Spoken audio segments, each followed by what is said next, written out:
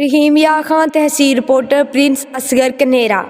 خبر شامل کرتے ہیں۔ پولیس نے جدید ٹیکنالوجی کی مدد سے 107 مجرمان اشتہاریوں سمیت 135 ملزمان گرفتار کر لیے، 115 موبائل فون برآمد کر کے اصل مالکین کے حوالے کر دیے۔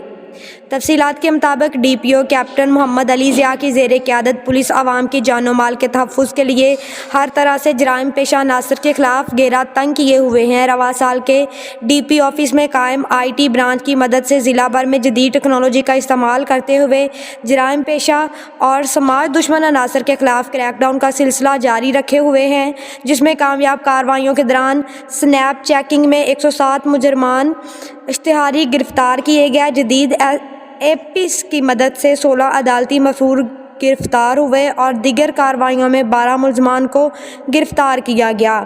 پولیس نے شعبہ آئی ٹی کی مدد سے 115 چوری شدہ موبائل فون برآمد کرتے ہوئے اصل مالکین کے حوالے کر دیے، جس پر عوامی سماجی حلقوں نے پولیس کارکردگی کو خوب سراہا۔